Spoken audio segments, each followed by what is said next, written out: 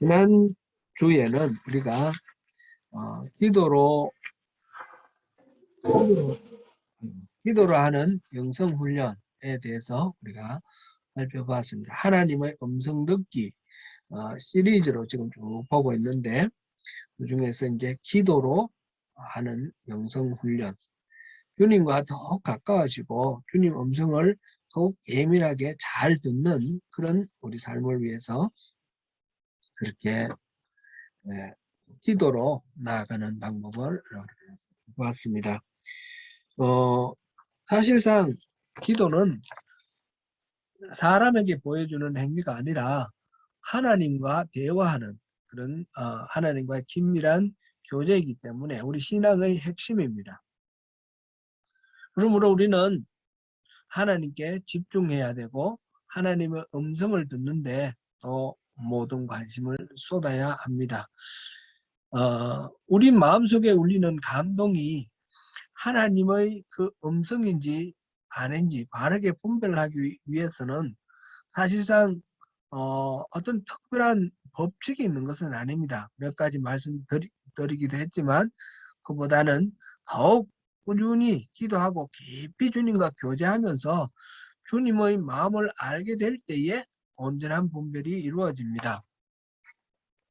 그래서 우리가 항상 기도하는 것이 중요합니다. 쉬지 말고 기도하라, 그렇게 말씀하셨죠.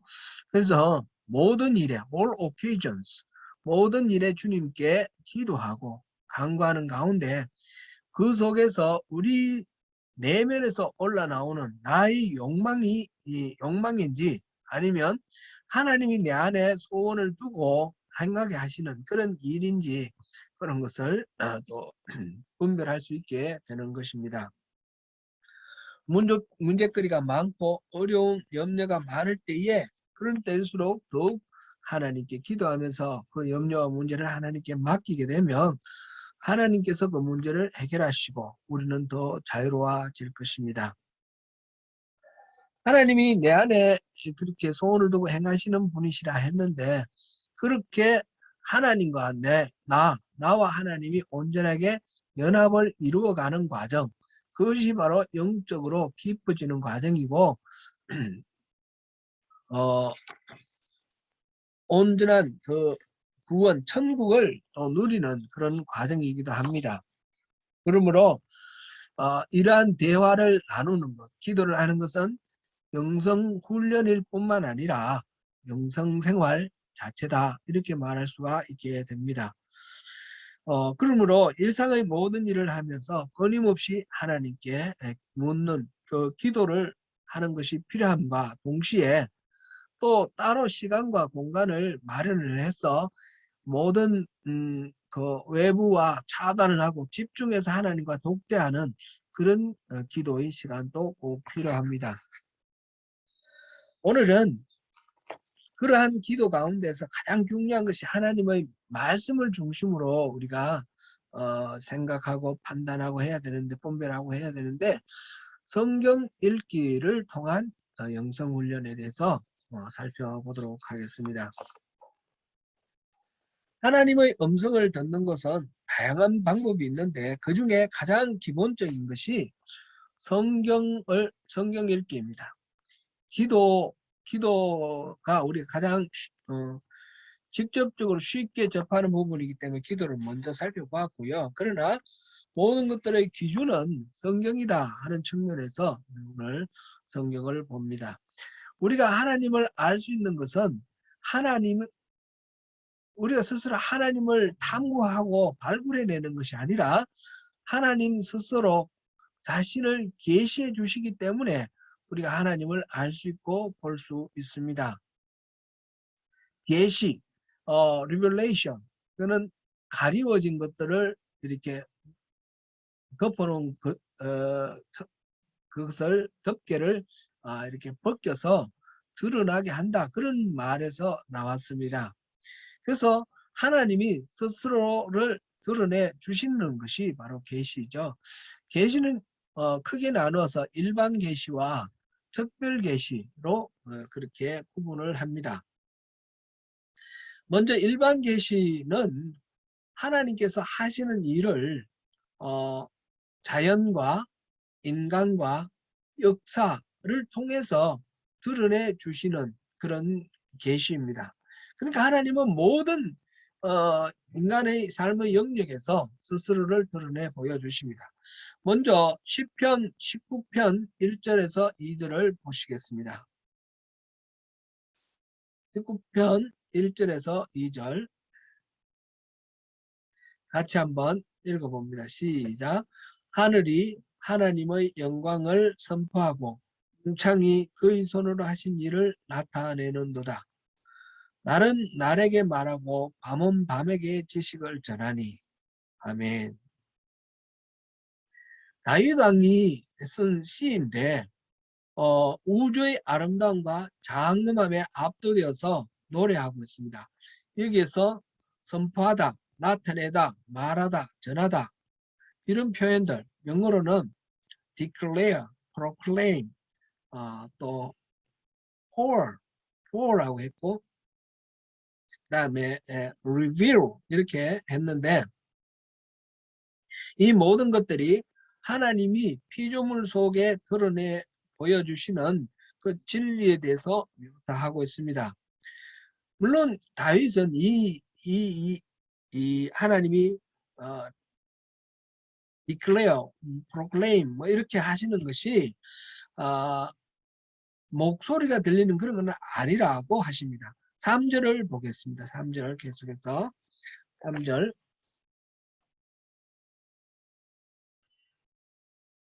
같이 읽습니다. 언어도 없고 말씀도 없으며 들리는 소리는 없으나 그렇지만 자연인 메시지를 전달하고 있다라는 이 생각은 포기할 수 없습니다. 4절 계속해서 보시겠습니다.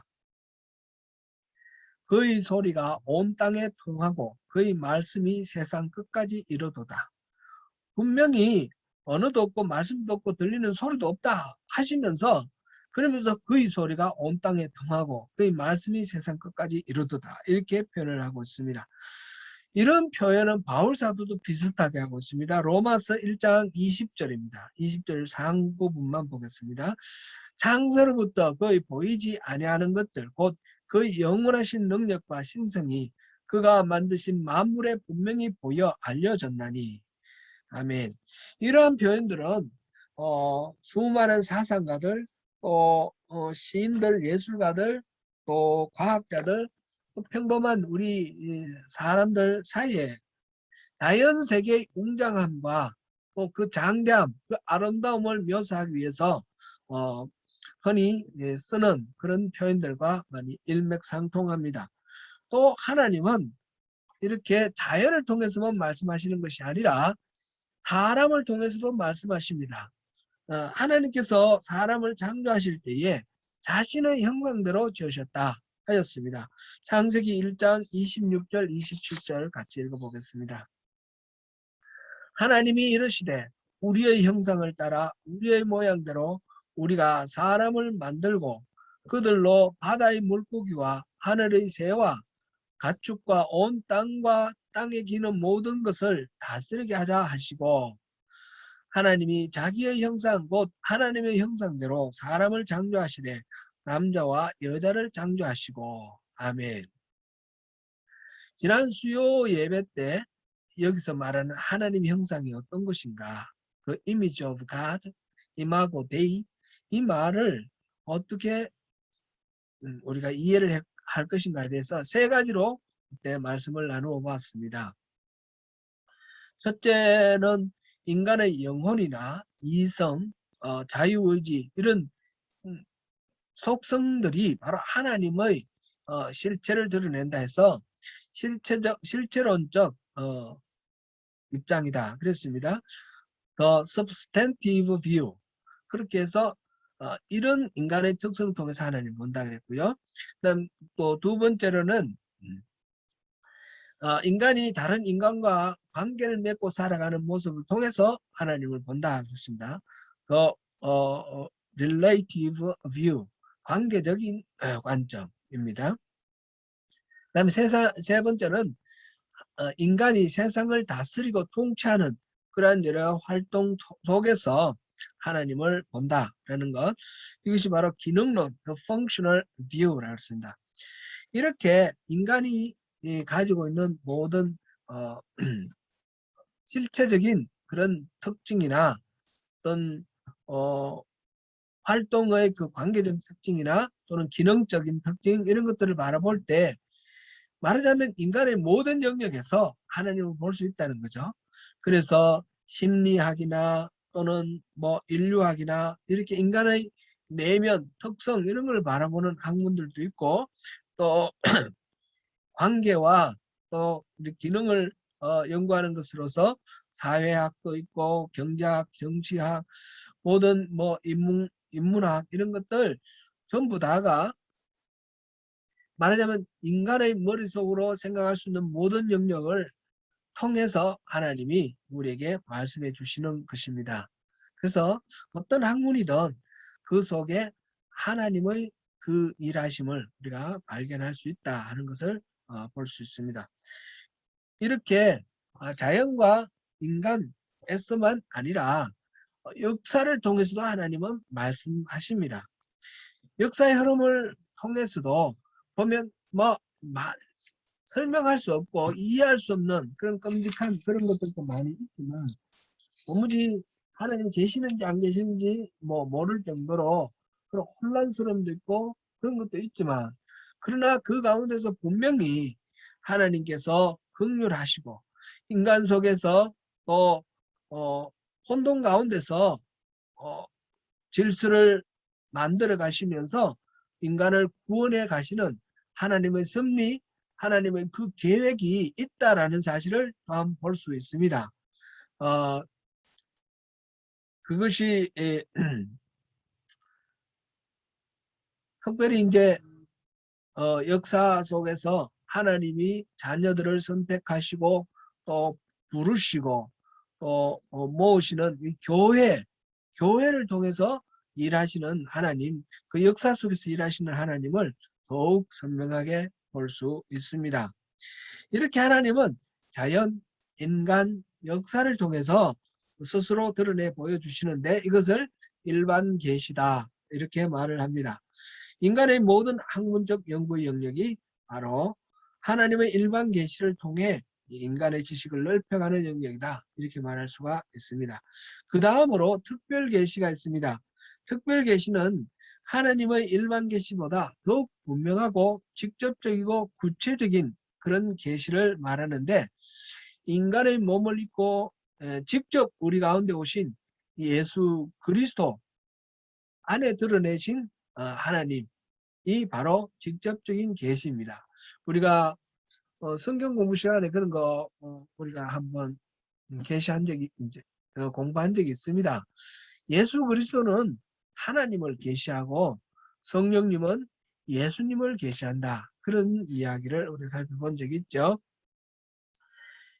예수 그리스도 안에 드러내신 하나님은 바로 구약과 신약 성경 속에 자세하게 기록되어 있습니다. 오늘의 본문 제가 이제 12절부터 17절까지 본문을 했는데 다 보기는 조금 그렇고 16절 17절만 우리 다시 한번 보겠습니다. 오늘 본문 16절 17절 다시 한번 살펴봅니다.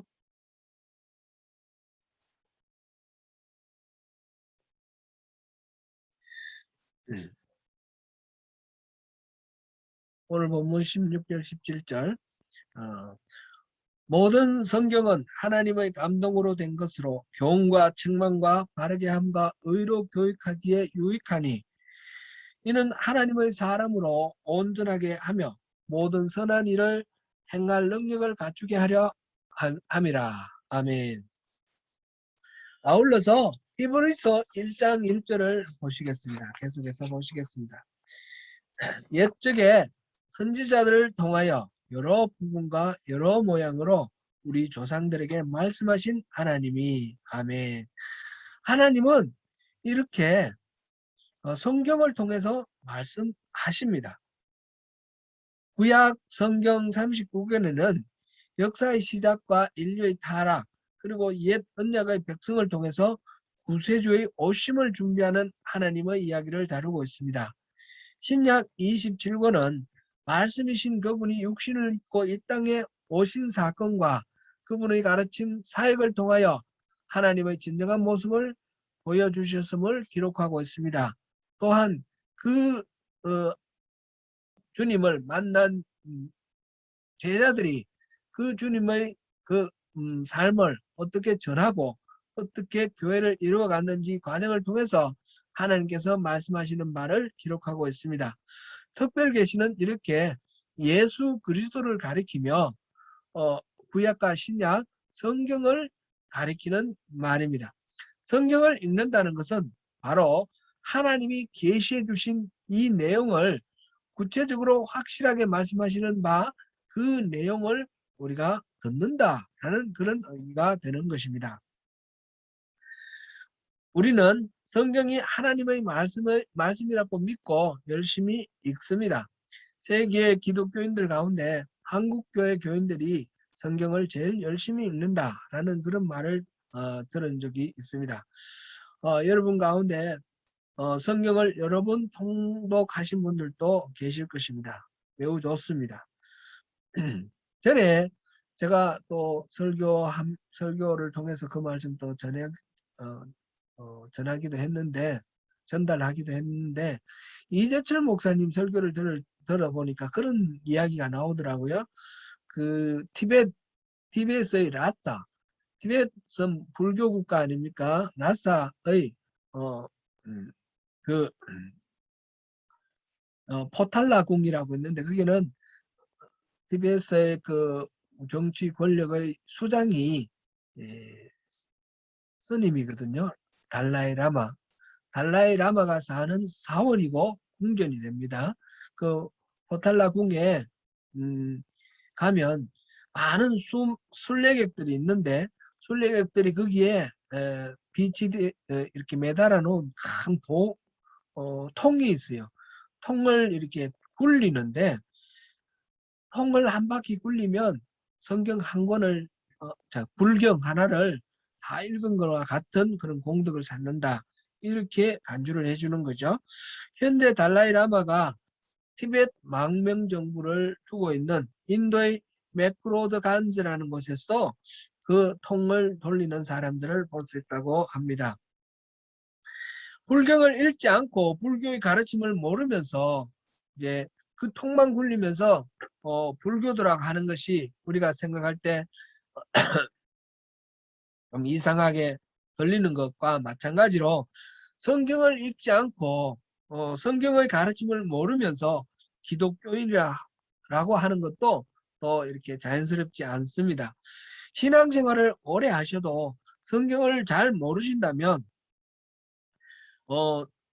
성경 문화에는 익숙하지만 성경의 가르침에는 가르침을 안다라고는 말할 수가 없습니다. 그러므로 성경을 꼭 읽을 필요가 있습니다. 읽고 공부할 필요가 있습니다. 그것은 참된 그리스도인이 되기 위해서 성경의 가르침은 반드시 우리가 알아야 할 내용이기 때문입니다. 지난 수요일에 잠깐 또 말씀드렸는데, 우리가 성경을 읽는 방법이 두 가지가 됐습니다. 정보를 얻기 위한 독서, reading for information이 있고, 또 우리의 삶의 변화를 얻기 위한 독서, reading for transformation이 있다 그랬습니다. 성경은 하나님의 계시, 하나님의 음성을 담고 있는 책입니다. 그러므로 우리가 성경을 읽을 때 단순히 성경에 담겨 있는 다양한 지식을 얻기 위해 읽는 것은 의미가 없습니다. 우리는 성경을 통해서 하나님의 음성을 듣기를 원하며 하나님의 계시를 보기를 원합니다.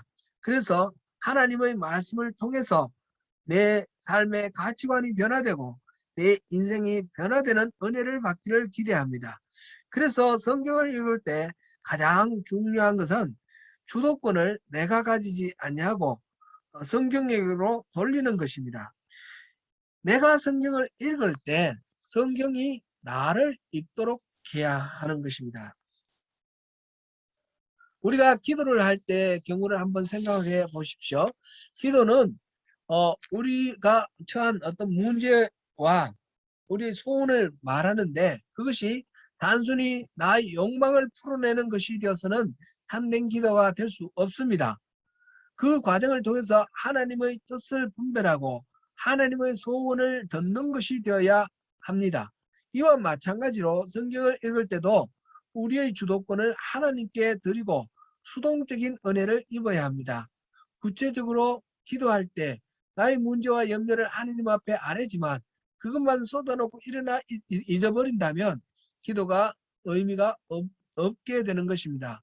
또 내가 주님께 아뢰는 문제와 염려 속에서 하나님의 의도와 계획이 어떤 것이 있는지 하나님께 물어보아야 합니다. 계속해서 반복하여 기도하면서 내 안에서 일하시며 자기의 기쁘신 뜻을 위하여 내 속에 소원을 두고 행하게 하시는 분 하나님, 빌립보서 3장 12절에서 일컫는 그 하나님, 그 하나님의 뜻을 깨달아 가는 것이 영성이 깊어지는 그런 기도입니다. 하나님은 자판기가 아닙니다. 하나님은 꼭두각시나 기계가 아닙니다.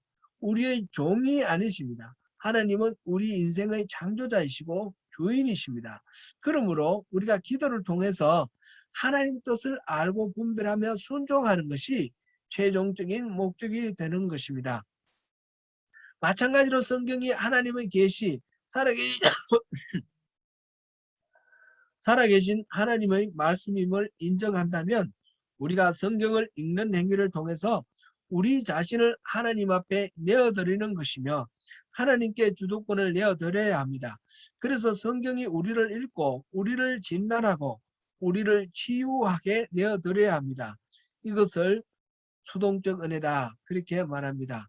예를 들어서 생각해 보면 이렇게 생각해 보면 좋겠습니다.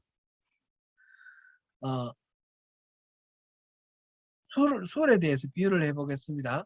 처음에는 사람이 술을 마시지만 조금 있으면 술이 술을 먹고 나중에는 술이 사람을 먹는다. 그런 말이 있죠.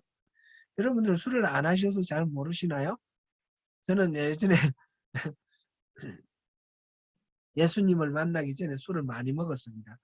그래서 잘 아는데 술을 먹다 보면 좀 기분이 알딸딸해지면서 점점 자제력을 잃고 점점 술을 더 많이 찾게 됩니다.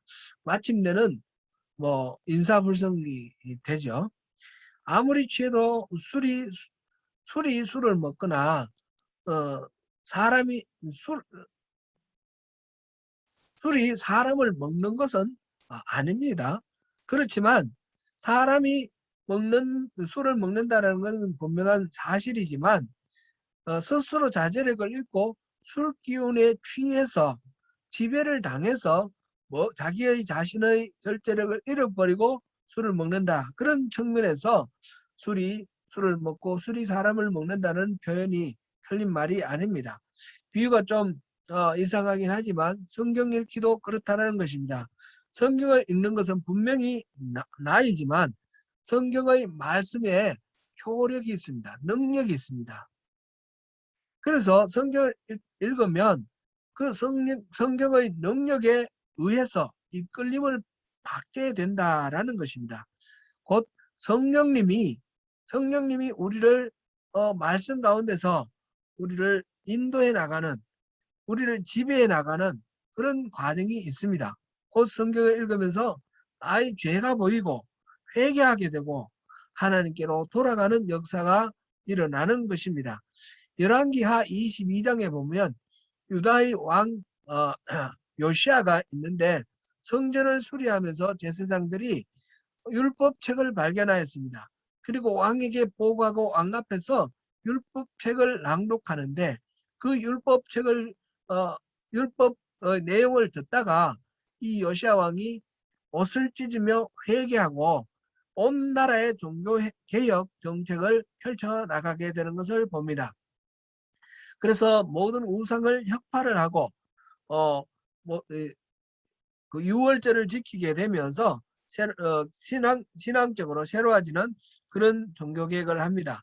우리 또한 성경을 통해서 진리를 깨닫고 우리를 향하신 하나님의 마음을 깨달아 알게 되고 그럴 때에 우리 삶의 변화가 일어나는 것입니다. 그래서 성경을 읽을 때에 내가 주도권을 가지고 성경 내용 달달 열심히 읽는 것에 만족해서는 안 되며 성경이 나를 읽도록 그렇게 나를 내어 드리는 것이 중요합니다. 성경이 나를 읽도록 하는 성경 읽기로 렉시오 디비나라는 것이 있습니다.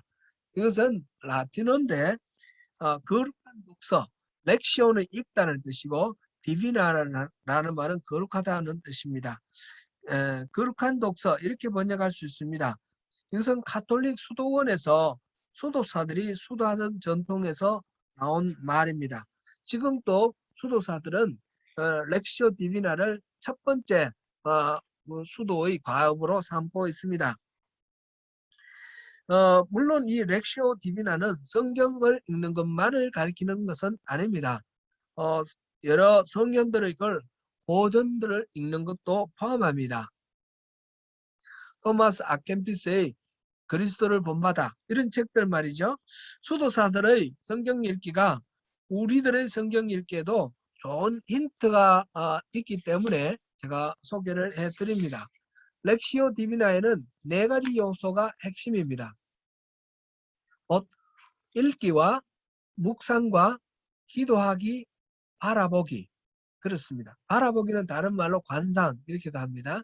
성경을 읽을 때 단지 그냥 쭉 읽어버리지 말고 읽은 말씀을 중심으로 묵상하고 또한 그 뜻을 깨닫게 해달라는 기도를 하는 것이 필요합니다. 그리고 조용히 주님을 바라보며 주님의 응답을 기다리는 것입니다. 우리들의 일상에서 그런 여유를 만들기가 쉽지 않음을 알고 있습니다. 저도 일할 때와 일하지 않았을 때와 일할 때가 차이가 많이 나고 시간이 얼마나 부족한지 우리 그리스도인들의 일상의 삶 속에서 시간이 얼마나 부족한지 잘 압니다. 지금 록다운이 의외로 우리에게 시간을 또 허락하셔서 이 읽기를 성경을 더 깊이 읽게 해주는 그런 은혜가 있다는 것도 또한 느끼죠. 그러나 일상의 삶 속에서는 그게 어렵다라는 것을 이해를 하고 그렇다 하더라도 그 시간의 길이와 상관없이 우리는 의도적으로 그런 노력을 할 필요가 있다라는 것을 말씀드립니다. 우리 교회는 오래전부터 성서 유니온에서 발행하는 매일 성경을 중심으로 성경 읽기와 묵상을 해오고 있습니다. 저도 한 4년 정도는 그 교재를 가지고 새벽 기도를 준비를 했습니다. 작년 록다운이 되면서 매일 성경 정기 구독이 되지 않아서 그거를 하지 못하고 누가복음으로 이렇게 쭉 했는데 지금 청년부는 매일 성경으로 묵상을 계속하고 있죠. 매일 성경에 보면 2가지 성경 읽기표가 있습니다. 하나는 매일 성경 읽기표이고 하나는 1년 1독 통독표입니다. 이 2가지를 잘 활용하면 좋겠다 싶습니다. 먼저 통독을 한번 도전해 보시기를 권합니다. 성경을 전체적으로 처음부터 끝까지 읽는 것을 통독이라 하죠. 통독은 쉽지 않습니다. 성경 가운데 읽어도 뜻을 잘 모르는 부분도 많고 같은 내용이 반복되어 지루하고 따분한 부분도 있습니다. 그러나 그 모든 부분이 다 성경이라는 사실에는 변함이 없습니다. 그래서 전체를 읽지 않고는 기독교의 참된 가르침을 다 안다 할 수 없습니다. 그리고 내용에 대한 이해도 부분 구절 몇 개, 흔히 인용되는 구절 몇 개만 알아서는 전체를 알 수 있다라고 말할 수 없습니다. 그래서 서로 연관되어 있는 내용과 문맥들을 함께 이렇게 살펴보면서 서로에게 영향을 주면서 더욱 온전하게 성경을 이해할 수 있도록 전체적인 이해와 조망을 할 수 있도록 하는 것이 필요합니다. 그래서 통독이 필요합니다. 1년에 1독하는 통독을 위해서는 하루에 3장씩 또 주일에는 5장씩 읽으면 된다고 하죠. 매일 성경에 나오는 1년 1독 통독표는 그것을 기준으로 해서 또 잘 배치를 해서 나누었습니다. 가령 10편, 119편은 너무 기니까 이거는 하루에 한 편을 읽도록, 한 편만 읽도록, 그래도 좀 많습니다. 그렇게 배치를 하였습니다. 이렇게 통독을 한번 도전해 보십시오. 뭐 많은 분들이 통독을 하셨겠지만 통독을 3번, 4번, 5번 이렇게 한 적어도 3번 이상은 하셔야지 전체적인 어떤 성경 전체에 대한 그림이 그려집니다. 그렇기 때문에 그렇게 안 하신 분들은 하시길 바라고, 하셨던 분들도 또 필요하면 또 더 많이 하시면 좋겠습니다. 그리고 이제 하루에 한 장씩 지금 이제 매일 성경에 매일 성경 읽기 표에 따라서 읽으면 5년에 한 번 읽습니다. 5년에 일독을 하는데 그것도 좋습니다. 그럼 빠짐없이 5년에 일독하면 좋은데 중간에 빠지기도 하고 막 이렇게 되고 또 중간에 잊어버리기도 하고 그런 측면이 있기 때문에 따로 계획을 세워서 좀 더 이렇게 통독을 해보는 것도 좋겠습니다. 그래서 구체적이고 실질적인 지침을 한번 생각해보고 도전해보자 제안을 합니다. 첫째, 구체적인 이 통독을 위해서 첫 번째 지침, 성령을 의지하라 하는 것입니다.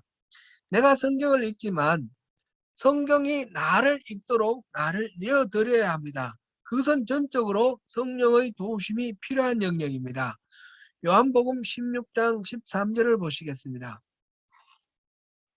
요한복음 16장 13절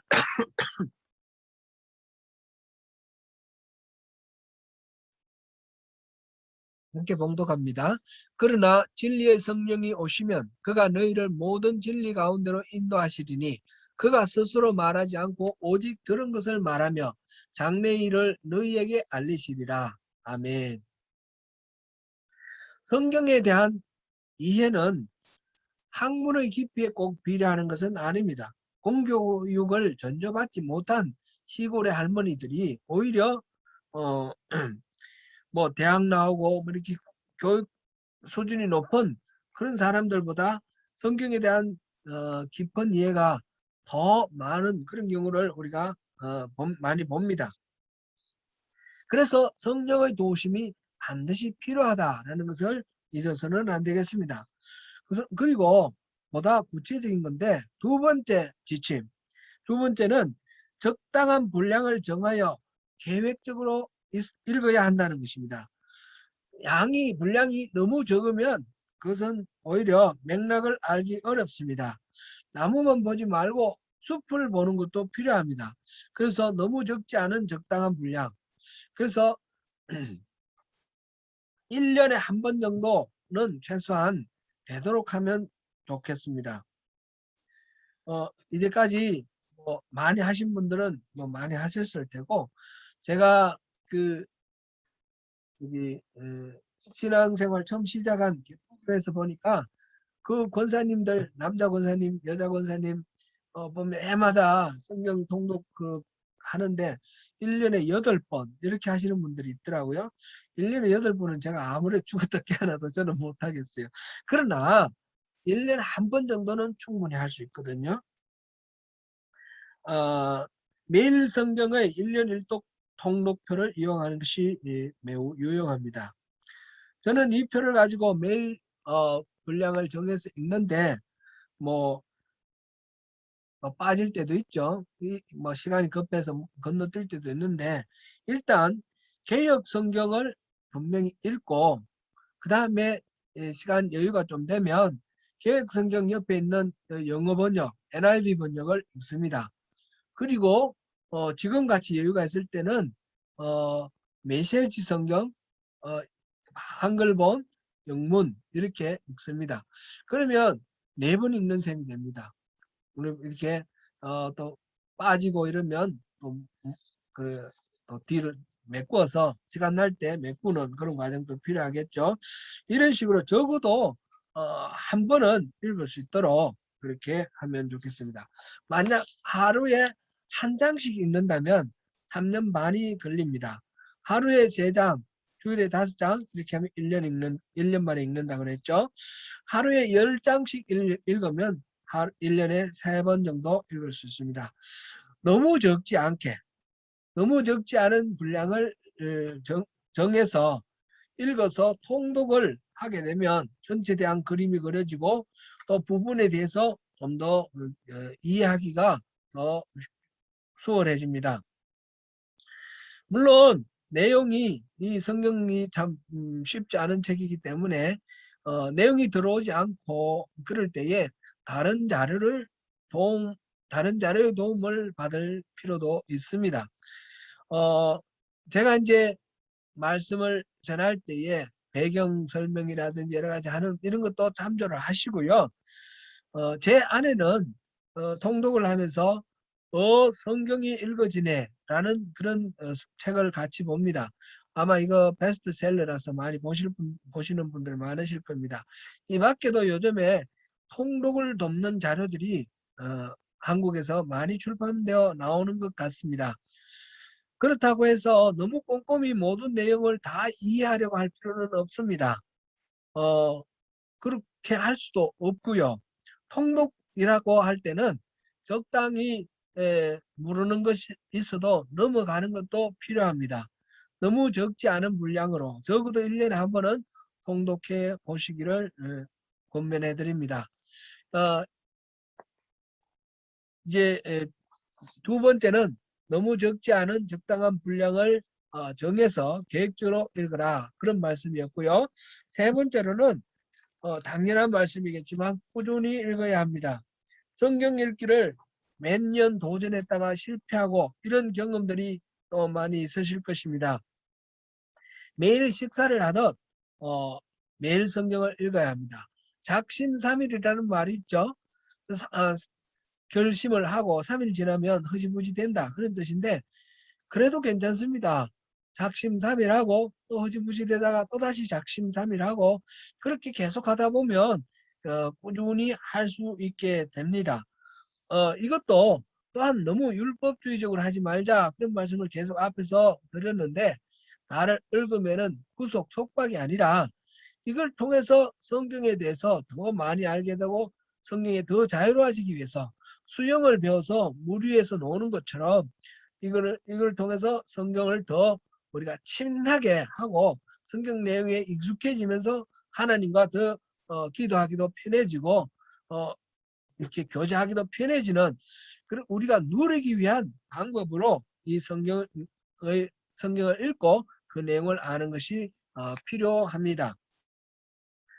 통독은 뭐 적어도 한 3번 정도는 하면 좋겠습니다. 그 이상은 우리가 옵셔널이라고 하고 한 3번 정도는 맨데이터리라고 이렇게 생각하면 좋겠습니다. 근데 3번을 한다 하더라도 뭐 10년에 3번 이렇게 하면 별로 효과가 없습니다.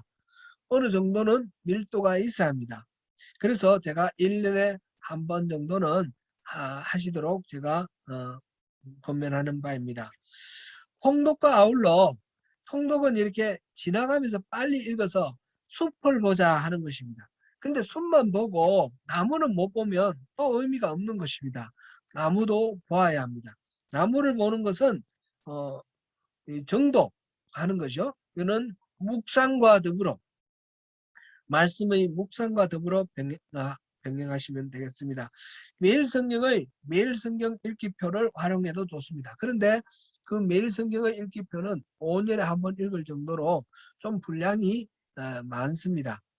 그래서 이때까지 또 계속해서 매일 성경 읽기표를 활용해서 묵상해 오시는 분은 그 자연스럽게 하시고 그것이 어려우시면 분량이 너무 많으시면 분량을 줄여서 예를 들면 주일 설교 제가 말씀 나누는 이 말씀 가운데 이 말씀을 가지고 한 일주일 동안 나누어서 묵상하는 것도 좋습니다.